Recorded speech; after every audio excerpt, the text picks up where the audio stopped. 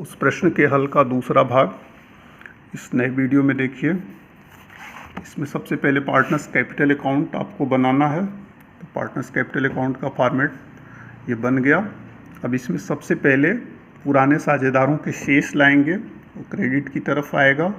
इसके लिए by balance brought down ये आया 20,000 ए का है और 16,000 बी का है, सी का खाली छोड़ देंगे। इतना करने के बाद जो आपने हल किया है पिछले वीडियो में उस पर फिर से आ जाइए और देखिए कि कहाँ कहाँ इन साझेदारों के नाम लिखे गए हैं। जहाँ जहाँ नाम लिखे गए हैं उन्हीं को लेकर के पोस्टिंग कर लेनी है। देखिए तो सबसे पहले रिवैल्यूएशन अकाउंट के क्रेडिट साइड में ए और बी का नाम लिखा हुआ है यहाँ पे। इसका मतलब हुआ कि ए और बी डेबिट हुए, इनके डेबिट की तरफ लिखेंगे टू रिवैल्यूएशन अकाउंट, तो रिवैल्यूएशन अकाउंट, और ए के खाते में 1933 रुपया और बी के खाते में 967 रुपया, सी का खाली छोड़ेंगे। फिर देखो जनरल रिजर्व के लिए ए और बी क्रेडिट हुए हैं, तो ए और बी के क्रेडिट की तरफ लिखेंगे बाई जनरल रिजर्व, और ये है 5,333 इसके खाते में और 2,667 इसके खाते में, इसका अभी भी खाली। फिर देखो प्रॉफिट एंड लॉस अकाउंट से ए और बी क्रेडिट हुए हैं, इसके लिए भी इनके क्रेडिट की तरफ लिखेंगे by profit and loss account, और वो है 3,067 रुपया इसके खाते में और 1,533 रुपया इसके खाते में। फिर एक लेखा देखिए, cash account debtor to C's capital account, यानी सी का कैपिटल अकाउंट क्रेडिट हुआ है, तो इसके क्रेडिट की तरफ लिख दीजिए बाई कैश अकाउंट। ए और बी में डैश नहीं करेंगे, क्योंकि डैश करने पे हो सकता है कि इनके अंतर हो तो इनको कैश ले आना पड़े, इसलिए जो है इसको खाली छोड़ेंगे। इसके खाते में लिखेंगे सीज कैपिटल अकाउंट 16,000 रुपये। ठीक है, अच्छा भाई। अब देखिए फिर यहाँ पे प्रीमियम अकाउंट के लिए ए और बी फिर से क्रेडिट हुए हैं, तो फिर से इनके क्रेडिट में लिखिए बाई प्रीमियम अकाउंट।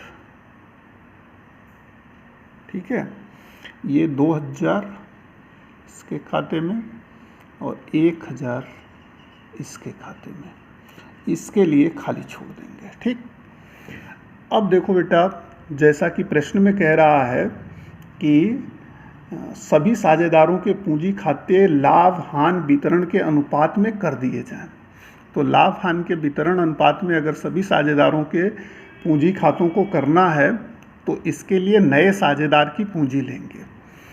जो नया साझेदार सी है, इसका हिस्सा 1/4 है। 1/4 के लिए ये पूंजी ला रहा कितना, 16,000, तो सी का 1/4 बराबर 16,000, तो फर्म की कुल पूंजी बराबर total capital of firm is equal to 16,000 गुणा 4/1 बराबर 64,000। ठीक है, अब ए की पूंजी कितनी होनी चाहिए, एज कैपिटल बराबर, ये सब रफ वर्क है। एज कैपिटल बराबर 64,000 गुणा इसका हिस्सा है कितना नया, 2/4, तो 2/4 का मतलब हो गया कितना, 32,000। ठीक है, और 20 कैपिटल बराबर इसका भी 64,000 गुणे 1/4 बराबर 16,000। ठीक है भाई, तो ए और बी की पूंजी अगर हम सी की पूंजी के आधार पे देखें तो कितना होना चाहिए, 32,000 और 16,000, और सी का तो 16,000 है ही है। तो एक लाइन बीच में जगह छोड़ेंगे पूंजी खाते के डेबिट साइड में, और लाइन की जगह छोड़ करके लिखेंगे to balance C/D carry down. और अ का चाहिए 32,000 तो इसमें लिखेंगे 32,000, और ब का चाहिए 16,000 तो ब का लिखेंगे 16,000, और श का 16,000 है ही है। ठीक है। अब इसके बाद आपको क्या करना है, आपको अंतर निकालने हैं।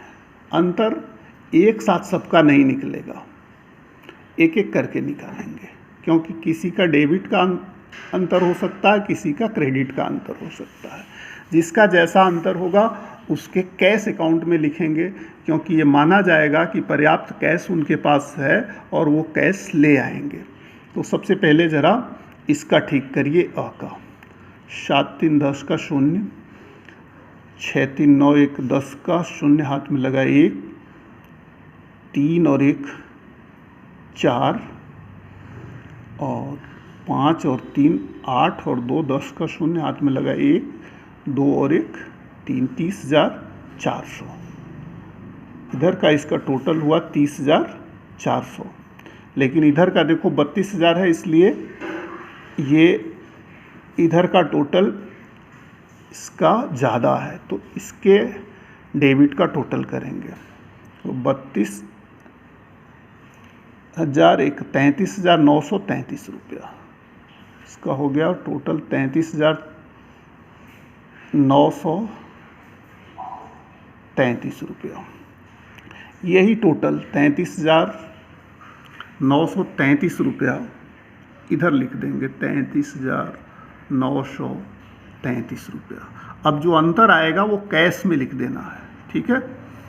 तो देखो ये अंतर कितना आ रहा है, 7 3 10 और 3 13, 3 अंतर आया, 6 3 9 1 10, 3 अंतर आया, 3 1 4 और 5 9 5, और इसके बाद 5 और 3 8, और 2 10, और 3 13 का 3 हाथ में लगा 1, और 2 1 3, 3,533 रुपया ए को ले आना पड़ेगा। अब बी का ज़रा देख लीजिए कि बी की स्थिति क्या बन रही है।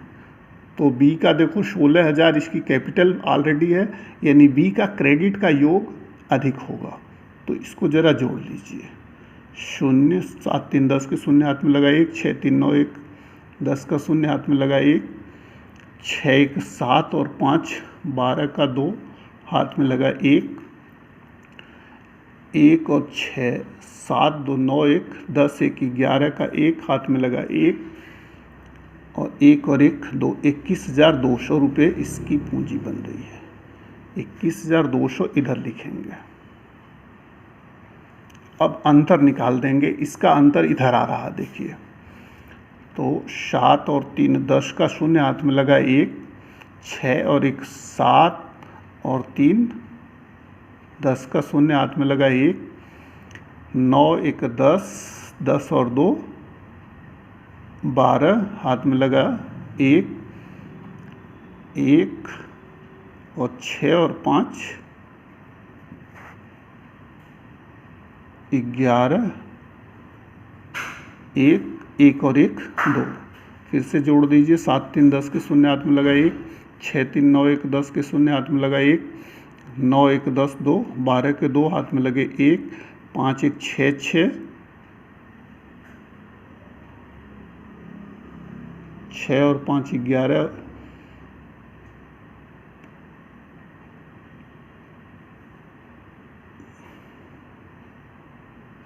4 यहाँ हो जाएगा, 4 4 6 10 और 1 11 के 1 हाथ में लगा 1 1 1 2।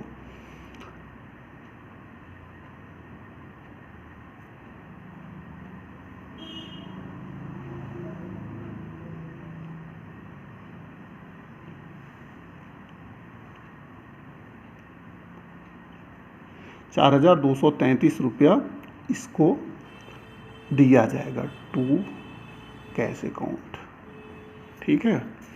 अब ये सी का कुछ नहीं करना है, तो ये देखो ₹3,533 ए को ले आना पड़ेगा और बी को 4,233 रुपया देना पड़ेगा। ये सारा हिसाब अब कंप्लीट हो गया और इनकी पूंजियाँ इनके लाभ विभाजन अनुपात में हो गई, यानी 32,000, 16,000 और 16,000। ठीक है, अब ज़रा बैलेंस शीट ड्रा करिए।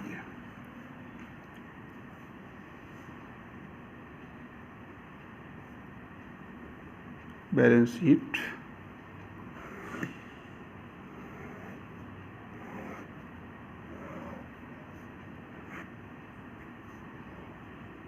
ये एसेट्स हो गया, ये लायबिलिटी हो गई, और बैलेंस शीट में अब फिर अपने प्रश्न पे आइए। सबसे पहले कैश दे रहा है एसेट साइड में, तो कैश लिखेंगे, लेकिन कैश का आपको हिसाब करना पड़ेगा। देखो सबसे पहले कैश का शेष था 1,400, यही देखो कर लो 1,400। इसमें नया कैश आया 19,000।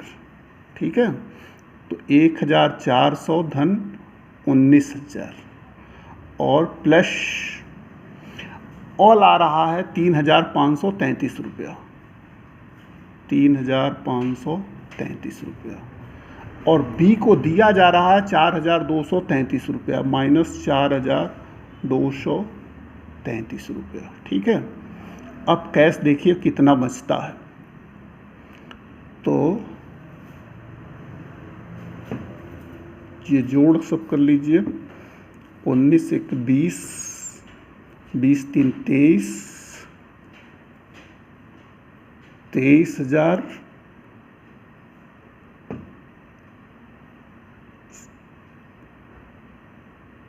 23,933 रुपया,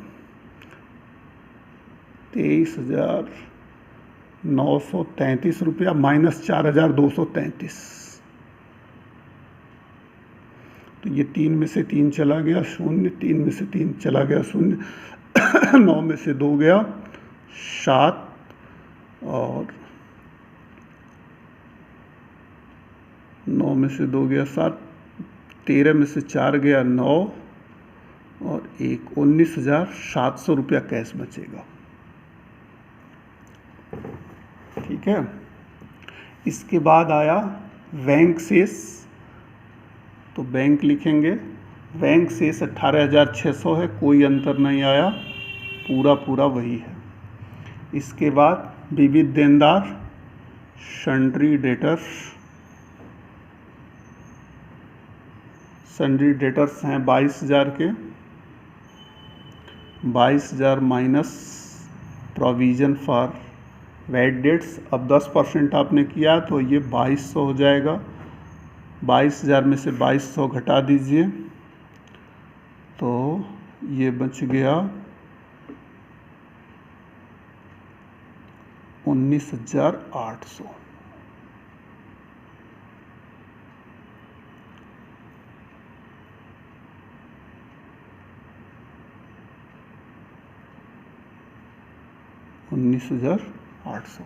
इसके बाद फर्नीचर,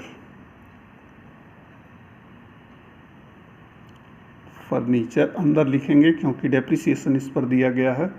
फर्नीचर है 4,000 का माइनस डेप्रिसिएशन @ 5%, तो 200 घट जाएगा, तो ये आ गया 3,800। इसके बाद बिल्डिंग, बिल्डिंग है 30,000 की, 30,000 में से माइनस डेप्रिसिएशन @ 5%, ये आया 1,500, ये घट गया 1,500, 28,500 होगा। ठीक है, और कोई नई संपत्ति रिवैल्यूएशन में नहीं आई है। अब आ जाइए लायबिलिटी में, सन्ड्री क्रेडिटर्स, सन्ड्री क्रेडिटर्स हो गए 16,400 के। इसके बाद बिल्स पेएबल, बिल्स पेएबल हो गया 10,000 का। सामान्य संचिति और लाभ हानि खाते को ख़त्म कर दिया गया, कैपिटल अकाउंट आ जाएगा, कैपिटल ए, बी और सी 3 की। ए की हो गई 32,000, बी की हो गई 16,000 और सी की भी 16,000। और कोई लाइबिलिटी क्रिएट नहीं हुई है।